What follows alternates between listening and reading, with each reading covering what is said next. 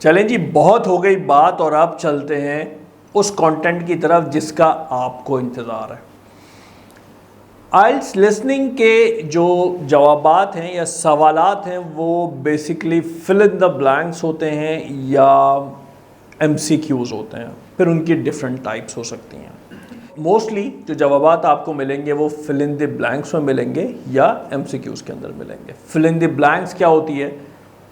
Fill in the blanks इस तरह की कोई भी लाइन कि the quick brown fox jumped over the lazy dash, आखिरी में डैश आ गया तो वो डॉग हो गया, ये फिल इन द ब्लैंक्स हो गई। MCQs हो गई, the quick brown fox jump over the lazy, answer number 1 dog, answer number 2 duck, answer number 3 elephant. इसमें से आप एक चूज़ कर लीजिए कि कौन सा करेक्ट जवाब है। इसको MCQs कहते हैं। आई एम श्योर कि आप सभी MCQs और फिल इन द ब्लैंक से अच्छी तरह वाकिफ़ हैं। बात यह है कि क्वेश्चन टाइप समझना हमारे लिए क्यों इम्पोर्टेंट है।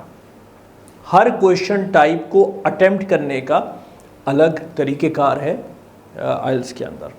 अगर आपने क्वेश्चन टाइप समझ ली तो आपके लिए जवाब प्रेडिक्ट करना आसान हो जाएगा, जवाबों को ढूंढना आसान हो जाएगा, क्योंकि कुछ क्वेश्चन टाइप्स हैं जो आसान हैं, कुछ क्वेश्चन टाइप्स हैं जो मुश्किल हैं।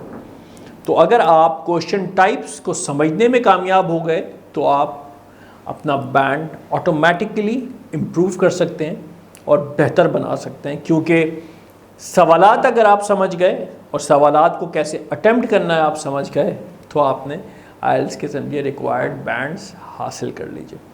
अब हम चलेंगे इन क्वेश्चन टाइप्स पे मज़ीद इन डेप्थ में कि किस किस्म के सवालात होते हैं और उनको किस तरीके से अटेम्प्ट किया जाता है।